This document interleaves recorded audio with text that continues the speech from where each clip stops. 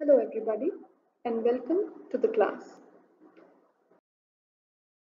Today we are going to continue with our discussion on human development.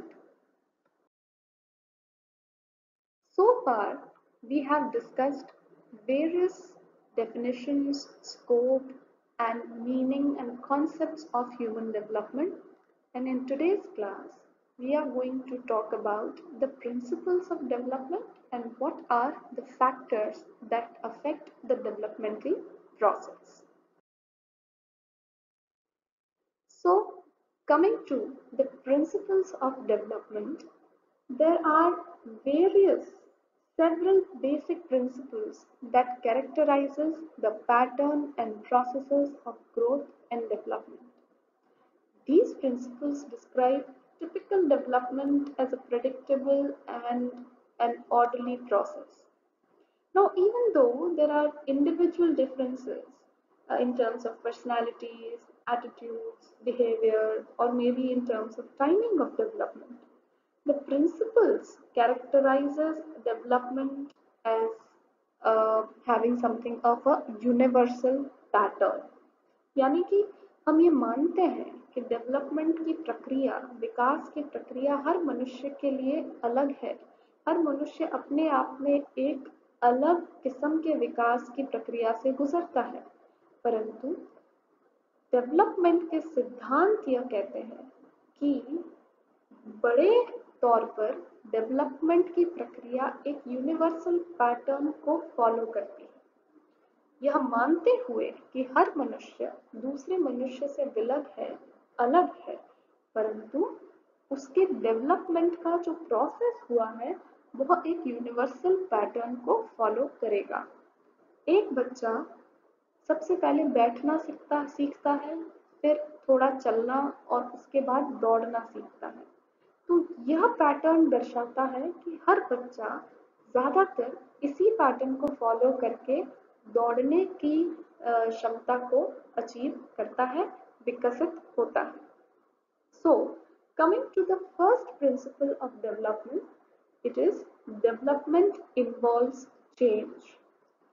Human beings undergo various changes right from birth or rather conception to death.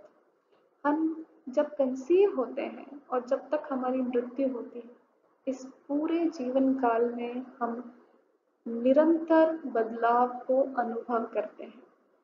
चाहे वो बदलाव हमारे शरीर के आकार में होने वाले बदलाव हो, प्रपोर्शंस और फीचर्स, हम नए फीचर्स को अक्वायर करते हैं, पुराने फीचर्स हमारे डिसअपीयर हो जाते हैं। इन सारे बदलावों को मिलाकर डेवलपमेंट का प्रोसेस बनता है। इसके साथ ही इन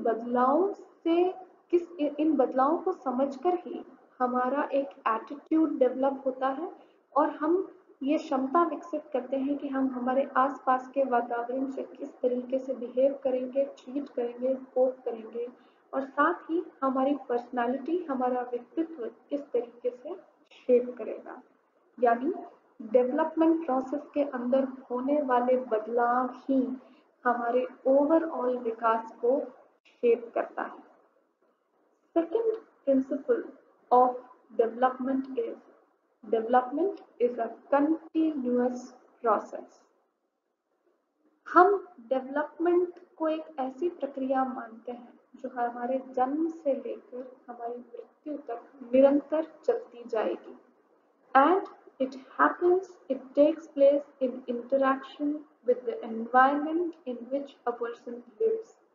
हम जिस वातावरण में रह रहे हैं उस पर निर्भर करेगा कि हमारा विकास कैसा होगा, हम क्या क्षमताओं को हम अचीव करेंगे, कहाँ हम विकास कर पाएंगे, कहाँ हमारा विकास धीमा पड़ेगा।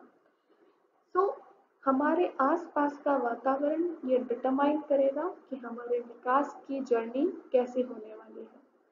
साथ ही हमारा अब तक का यानी एक अवस्था में हुआ विकास अगली अवस्था में होने वाले विकास का आधार बनता है।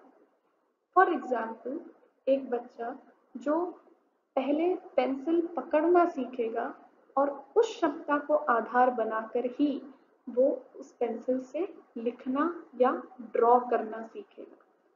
So, one stage of development is the basis for the next stage of development.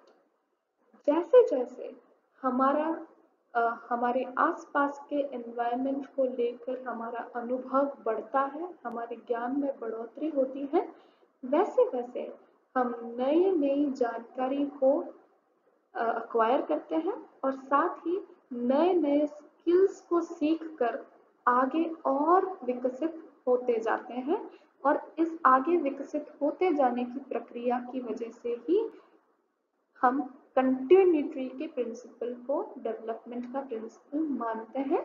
So development is an ongoing continuous process in which one stage of development frames the basis of the future development. The third principle of development is development follows a direction and uniform pattern in an orderly manner. Development, यदि हम शारीरिक development की भी बात करते हैं तो दो तरीके से डेवलपमेंट प्रोसीड होता है. पहला है प्रॉक्सिमो डिस्टल डेवलपमेंट, यानी development proceeds from the centre of the body to outwards. शरीर के मध्य से होकर बाहर की तरफ डेवलपमेंट प्रोसीड करता है.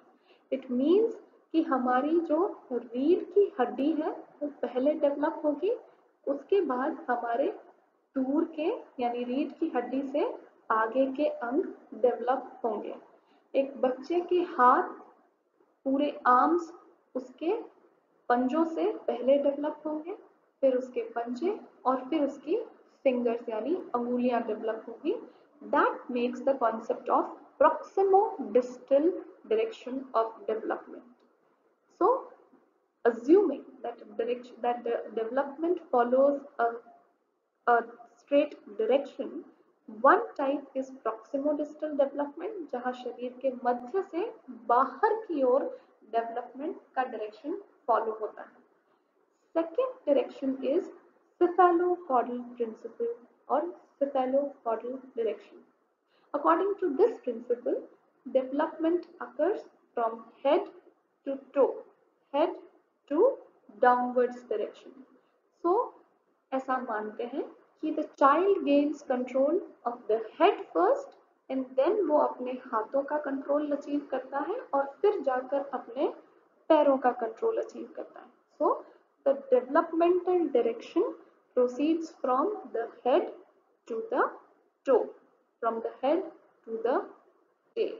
So ये दो डायरेक्शंस हैं जो डेवलपमेंटल प्रिंसिपल बताते हैं जिस डायरेक्शन को डेवलपमेंटल प्रोसेस फॉलो करता है.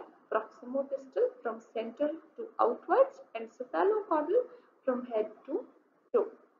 The fourth principle of developmental process is there are individual differences in every person's developmental process. जिस दर पर आपका विकास होगा वो हर व्यक्ति की अलग अलग होती है.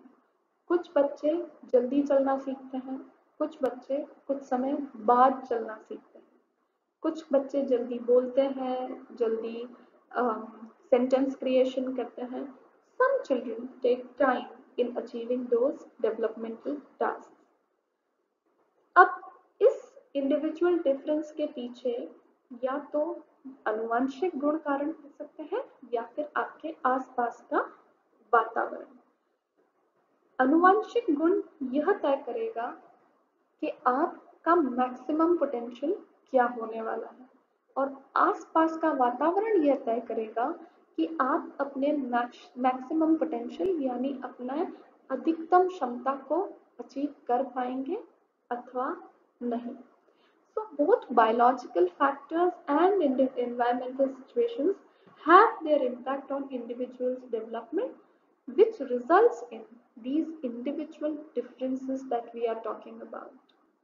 Also, इन individual differences को समझना हमें ये help करता है कि हम बच्चे के अलग अलग डेवलपमेंटल टास्क वो जिस दर से भी अचीव करे उन स्टेजेस को हम पहचाने और उसके डेवलपमेंटल प्रोसेस की दर को सही रूप से माप पाए और पहचान पाए। साथ ही हम डेवलपमेंट के दौरान होने वाली गलतियों से भी बच पाते हैं। So, understanding this fact of individual differences in rates of development makes us aware about using and relying on age. यानी एक उम्र आते आते बच्चा चलना ही चाहिए, ऐसी भ्रांतियों से हम बच सकते हैं जब हम इस बात को रियलाइज करेंगे कि हर बच्चा अपनी गति से चलना सीखता है और अपनी ही गति से आगे आने वाले विकासात्मक कार्य करेगा। The fifth uh, principle of development is development depends on maturation and learning. Maturation refers to the sequential characteristics of biological growth and development, यानी शारीरिक परिपक्वता को हम मैच्योरेशन के नाम से जानते हैं। इसके साथ ही ये जो परिपक्वता आती है वह हमारे शरीर में, हमारे मस्तिष्क में, नर्वस सिस्टम यानी तंत्रिका तंत्र में आने वाले विभिन्न बदलावों के परिणाम स्वरूप आती हैं। So maturation or the changes that occur in brain and our nervous system, they account largely for the maturation. एक बच्चे का आसपास का एनवायरनमेंट कैसा है वो भी डिटरमाइन करेगा कि बच्चा सही रूप से विकास या विकसित होगा अथवा नहीं। एक enriched environment, एक supportive environment will make the child achieve and develop his or her potential. वो अपनी मैक्सिमम क्षमता को अचीव कर पाए, इस चीज को इंश्योर करने के लिए एक सपोर्टिव एनरिच्ड एनवायरनमेंट का होना बहुत जरूरी है।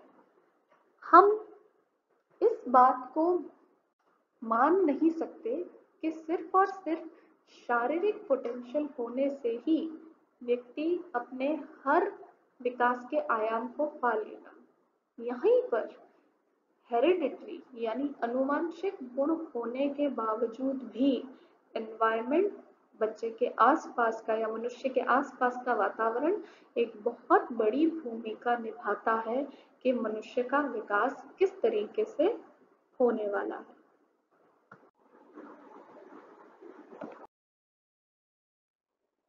Now, the sixth principle of development is predictable. Now, human development is predictable during the lifespan. Although this development is influenced by both genetic and environmental factors, however, it does take place in a very predefined manner. यानी यह सिद्धांत कहता है कि विकास की जो प्रक्रिया है वो बहुत ही पूर्व परिभाषित तरीके से चलती है। For example, there are specific areas of development such as motor development, emotional behavior, speech, social behavior, intellectual development, जो कि predictable patterns को follow करता है। बच्चे की जो हाइट और वेट है वो एक सर्टेन एज तक ग्रो करेगी, ये हम सब जानते हैं और ये सब बातें जानना ही डेवलपमेंट के प्रेडिक्टेबल नेचर को बताता है। In general, it is also found that all children follow a common pattern of development throughout their life, and all children generally grow following the periods like prenatal period, postnatal period. Postnatal period में पहले infancy आएगा, फिर babyhood, then childhood, then puberty, then so on and so forth. So the fact that we can actually determine that what is the pattern of lifespan development going to be depicts the predictable nature of developmental process। यानी हम बता सकते हैं कि कौन सी अवस्थाओं से एक मनुष्य गुजरने वाला है और उस अवस्था में कौन से ऐसे मुख्य विकास प्रक्रियाएं हैं जो वो मनुष्य अनुभव करेगा। और इस बात से हम इस सिद्धांत पर पहुंचते हैं कि डेवलपमेंटल प्रक्रिया जो है, डेवलपमेंटल प्रोसेस जो है, वो पूर्व परिभाषित तरीके से चलती है. It goes in a very pre defined manner. Coming to the seventh principle of development, which is early development is more critical than late development. Why? Because uh, if parents, जैसे कि अगर किसी के कोई पेरेंट्स यह तय करें कि बच्चे का शुरुआती उम्र में जो विकास है, जो एनवायरनमेंट है, वो बहुत पॉजिटिव और बहुत नर्चरिंग रहेगा, then it paves way for a very positive adulthood. जिस बच्चे का बचपन काफी सकारात्मक रूप से और संतोषजनक बीता है, बहुत ज़्यादा चांस है कि उसका वयस्क जो आयु वर्ग है, वो भी बहुत अच्छे से सकारात्मक रूप से निकलेगा. यदि बच्चे को शुरुआती समय में ही नेगेटिव एक्सपीरियंसेस होते हैं, तो आगे जाकर भी मैल एडजस्टमेंट्स होने के रिस्क बढ़ जाता है. यानी शुरुआती समय में जो भी किस्म का डेवलपमेंट बच्चा एक्सपीरियंस करता है, वो तय करेगा कि फ्यूचर के डेवलपमेंट में, उसके फ्यूचर लाइफ के डेवलपमेंट का क्या ट्रेंड रहने वाला है. That is how important early development is rather than later development, because in early stage the kind of development that you have will shape the kind of person you are going to be in future. So we must prevent negative experiences at early stage of development. Different researchers view that the preschool years of age are most important years of development, as basic foundation is laid down during this period, which is very difficult to change in the future. शुरुआती विकास के समय में ही आगे आने वाले विकास दर की और आगे आने वाले व्यक्तित्व की नींव जो है वो पड़ जाती है. The eighth principle of development is it involves social expectations. सामाजिक expectations जो हैं वो developmental process का हिस्सा हमेशा रहेंगी. जब से बच्चा जन्म लेता है, उसके बाद कुछ माह में उससे उम्मीद की जाती है कि अब बच्चा बैठना सीख जाएगा, उसके बाद चलना सीखेगा और उसके बाद दौड़ना सीखेगा, कब बोलना सीखेगा, कब दांत निकल आएंगे. So these are the social expectations that every person has to go through. और इन social expectations से हमें बच्चे में, इंसान में अप्रूवल और डिसअप्रूवल की भावना जो है वो भी जागृत होती है. सोशल एक्सपेक्टेशंस को डेवलपमेंटल टास्क के नाम से जाना जाता है. Developmental task is defined as a task which arises at or about a certain period in the life of an individual. अब ये डेवलपमेंटल टास्क जो है वो या तो शारीरिक परिपक्वता के नतीजतन होते हैं कि if the child has started walking, then he or she is expected to run after that, या फिर cultural pressures of the society के परिणाम स्वरूप भी डेवलपमेंटल टास्क बनाए जाते हैं.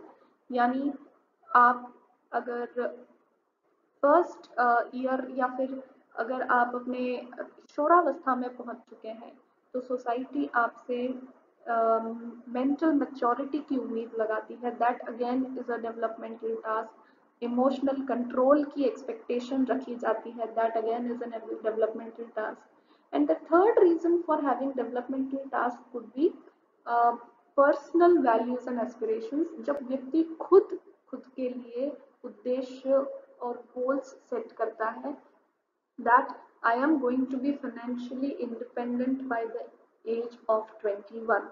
यानी जब तक मैं 21 साल का हो जाऊंगा या हो जाऊंगी, मैं आर्थिक रूप से आत्मनिर्भरता प्राप्त कर लूंगा. ये भी एक डेवलपमेंटल टास्क की श्रेणी में आता है. सो सोशल एक्सपेक्टेशंस या डेवलपमेंटल टास्क या तो शारीरिक परिपक्वता के नतीजतन पैदा होते हैं अथवा सोसाइटी की एक्सपेक्टेशंस, कल्चरल प्रेशर्स की वजह से, या व्यक्ति के खुद के द्वारा खुद के लिए सेट किए गए गोल्स के नतीजतन। Now, these developmental tasks, they remain same from one generation after another. However, they help in motivating children to learn, as well as they help the parents in guiding their children. यदि हम developmental task को सही तरीके से समझ जाते हैं तो हम यह सुनिश्चित कर पाएंगे कि हर अवस्था में मनुष्य सही डेवलपमेंटल टास्क को अचीव करके विकास की सही दिशा में अग्रसर होता है, और माता पिता को भी एक तरीके से मार्गदर्शन मिलता है कि उनके बच्चे को उन्हें कब कौन सा स्किल या कब कौन सा टास्क सिखाना है या सपोर्ट करना है ताकि बच्चा सफलतापूर्वक डेवलपमेंटल टास्क को अचीव कर ले। The next principle is development has potential hazards. ये hazards जो हैं वो डेवलपमेंटल प्रोसेस को में अवरोध पैदा कर सकते हैं, ऑब्स्टेकल अराइज कर सकते हैं। ये hazards जो हैं ये फिजिकल हो सकते हैं, एनवायरमेंटल हो सकते हैं, या फिर मनोसामाजिक भी हो सकते हैं, साइकोसोशल भी हो सकते हैं। ये हैजर्ड्स बच्चे के अनुवांशिक कारणों की वजह से भी हो सकता है, यानी बच्चा बड़े होते होते किसी अनुवांशिक कारण की वजह से किसी बीमारी से यदि ग्रसित हो जाए तो आगे आने वाले विकास की पूरी प्रक्रिया में बदलाव आता है और अवरोध पैदा हो सकता है। इसके साथ ही हो सकता है कि आसपास के वातावरण में ऐसा कोई बदलाव हुआ हो कि बच्चे की विकास की प्रक्रिया में अवरोध पैदा हो जाए, चाहे वो अचानक स्कूल ज्वाइन करने की प्रक्रिया हो, या फिर स्कूल बदलने की सिचुएशन हो, या फिर बच्चा या तो अपने किसी बहुत ही करीबी या माता पिता में से किसी एक को यदि खो देता है तो भी उसके इतने बड़े बदलाव के कारण आने वाले समय में डेवलपमेंटल प्रोसेस के ऊपर नेगेटिव इम्पैक्ट पड़ने के चांसेस होते हैं। तो डेवलपमेंट ऑल्दो एक प्रेडिक्टेबल और कंटिन्यूअस प्रोसेस है, परंतु ऐसे कई फैक्टर्स हैं फिजिकल, एनवायरमेंटल और साइकोलॉजिकल जो कि इस प्रक्रिया में अवरोध भी पैदा कर सकते हैं। इसके साथ ही जो आखिरी सिद्धांत है वो है happiness varies at different periods of development. Happiness यानी खुशी का जो स्तर है डेवलपमेंट की अलग अलग अवस्थाओं में, वो स्तर अलग अलग होता है। आमतौर पर हम ये मानते हैं कि विकास की जो बचपन की अवस्था है उस समय खुशी का स्तर सबसे ज़्यादा तीव्र और सबसे ज़्यादा हाई होता है। जैसे जैसे व्यक्ति किशोरावस्था की तरफ अग्रसर होता है वैसे वैसे उसमें इमोशनल प्रॉब्लम्स और चैलेंजेस, चुनौतियों का नंबर जो है वो बढ़ता जाता है, और हैप्पीनेस और खुश रह पाने की जो प्रयास है वो ज़्यादा लगते हैं। हैप्पीनेस को इंश्योर करना मुश्किल हो जाता है। Although the patterns of happiness vary from child to child, and it is also influenced by the rearing process of the child. बच्चे की किस तरीके से भरण पोषण किया जा रहा है उस पर भी निर्भर करेगा कि बच्चा कितना संतुष्ट है और कितना खुश है। हालांकि हर स्टेज में प्राकृतिक रूप से ही खुशी का स्तर अलग अलग हो सकता है। So these were the 10 principles of development, which shows how the whole developmental process follows a very predictable and a very orderly pattern. Now moving on to the factors which affect the developmental process. There are various factors which affect the developmental process in the lifespan of a person, and more or less The person is exposed to all these factors that shape and determine how the developmental process is going to be. So the first factor that imposes or that has the maximum impact is hereditary influences. That is, अनुवांशिक गुण जो हैं वो ये तय करते हैं कि व्यक्ति का विकास कैसा होने वाला है। खास कर जो शारीरिक विकास है और जो साइकोलॉजिकल विकास है, उसकी जो शारीरिक विशेषताएं हैं, ये सारी चीज़ें काफ़ी हद तक आनुवंशिक गुणों पर निर्भर करती है। आप कितने क्या गोरे होंगे, काले होंगे, आपकी आंखों का क्या कलर होने वाला है, आप कितने लंबे होंगे, आपके शरीर की क्या बनावट होने वाली है, इन छोटी-छोटी से लेकर बड़ी-बड़ी बातों तक हेरिडिटरी इन्फ्लुएंसेस का असर होता है। एंड आप क्या मैथ में अच्छे होने वाले हैं या फिर आप बहुत क्रिएटिव होने वाले हैं, और either you are going to be very good in music. So all these things can also be determined by your hereditary or your genetic makeup. So hereditary influences will determine that maybe which aspect of your body, which aspect of your life gets the most uh, potential, and what are going to be the weak points of your developmental processes. So basically, in easier terms, we can assume that hereditary influences basically forms the basis of the whole developmental process of a person. अनुवांशिक गुण जो है वो पूरी विकास की प्रक्रिया का आधार बनते हैं, और उसके बाद व्यक्ति के साथ किस किस्म का व्यवहार, किस किस्म का वातावरण होने वाला है, किस किस्म से उसका भरण पोषण होने वाला है, उसकी नर्चरिंग होने वाली है, इन सारी बातों पर निर्भर करेगा whether these hereditary influences can be used for the better and for a successful life, or we can miss out on the potential that these hereditary influences can provide to a person. The second factor which greatly affects the developmental process of an individual is environmental influence. हर व्यक्ति के आसपास उसका घर, उसके friends, उसके relatives, school, society, country, locality, region, ये सब मिलकर उसके आसपास का घर और सोशल एनवायरनमेंट क्रिएट करते हैं। इस घरेलू और सामाजिक वातावरण में व्यक्ति कई चीज़ें सीखता है और अपने एटीट्यूड और पर्सनालिटी को आकार देता है। However, अगर ये एनवायरनमेंट का असर किसी व्यक्ति पर बहुत सकारात्मक है और नर्चरिंग है, तो व्यक्ति का डेवलपमेंटल प्रोसेस जो होगा वो भी अपनी पूरी क्षमता के अनुसार होगा, और किसी भी किस्म का कोई भी डेवलपमेंटल ऑब्स्टेकल अराइज नहीं होगा. An enriched and positive environment will produce better abilities in a person.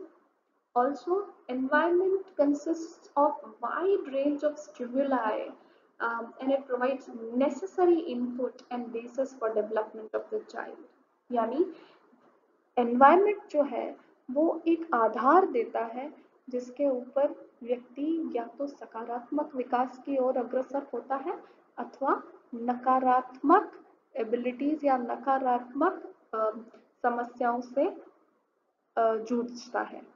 So environmental influences again have a very deep impact over the developmental process of a child. For example, कोई भी बच्चा यदि संगीत में उसके माता पिता से संगीत के अंदर एबिलिटी अगर वो इनहेरिट करता है, तो भी यह ज़रूरी नहीं है कि वह एक अच्छा संगीतकार बनेगा जब तक उसकी इस संगीत की एबिलिटी को नर्चर ना किया जाए, निखारा ना जाए और प्रमोट ना किया जाए. यदि बहुत अच्छे संगीतकारों का बच्चा भी सही और पॉजिटिव एनवायरनमेंट में नहीं रह रहा है, तो वो अपनी संगीत की कला को निखार नहीं पाएगा और अपने मैक्सिमम पोटेंशियल को अचीव नहीं कर पाएगा। And this is how environment can influence or rather make or break the developmental process of a person. The third factor which influences the developmental process is cultural influence, that is ethnicity, religion, customs. So customs and your religion, your caste, your the region you belong to, the country you belong to, the race you belong to plays a very big role in how your personality and your attitude is going to shape up. Uh, the development of the child, we believe, is influenced by the family as well as the society. Culture basically refers to the system of beliefs and attitudes and values that is transmitted from one generation to the next, and it is also a product of past human behavior and it shapes the future aspirations.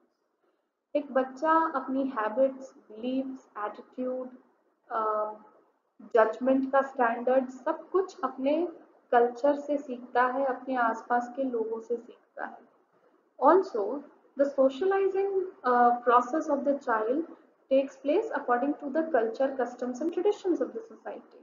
बच्चा कितना ज़्यादा खुल के बात कर पा रहा है, कितना ज़्यादा अपने अपने अपनी हॉबीज़ को और अपने इंटरेस्ट को परस्यू कर पा रहा है, वो काफ़ी कुछ डिराइव होता है कि आपके आसपास आप जिस एनवायरनमेंट में रह रहे हैं उसमें कस्टम्स कैसे हैं, कितनी फ्रीडम है और how much obstacles or how many obstacles are there in the process of you pursuing your hobbies and dreams and interests. So cultural factors play a very big role in shaping up the developmental process of a person. The next factor which affects development is socio-economic status. So socio-economic status basically deals with the social standing of the person and also the financial status and the kind of opportunities that the person is presented with. Now, socioeconomic status again plays a very important role, and the index of socioeconomic status is also determined by the education, occupation and income. That is why we include financial status in the socioeconomic status. Children of high socioeconomic groups of the society might get better social opportunities and better nurturing in terms of nutrition, in terms of education, opportunities, etc. Good medical treatments, better intellectual stimulation, etc. और इन सभी चीज़ों के परिणाम स्वरूप socio economic status या better socio economic status का एक काफ़ी सकारात्मक असर एक बच्चे के डेवलपमेंटल प्रोसेस पर पड़ सकता है।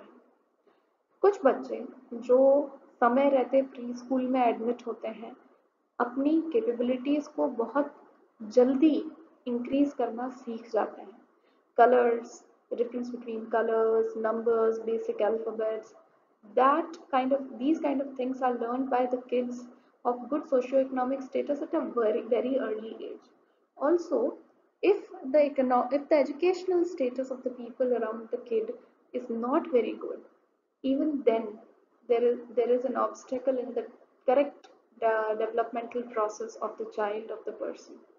So socioeconomic status influences the developmental process in terms of opportunities, in terms of quality of nurturing, nutrition, medical facilities, in terms of intellectual stimulation कि कितना आप बच्चे को intellectually stimulate कर रहे हैं, सोचने पर, सोचने के लिए support कर रहे हैं, encourage कर रहे हैं. So these are the factors um, which shape the developmental process and achievement of potential for a person.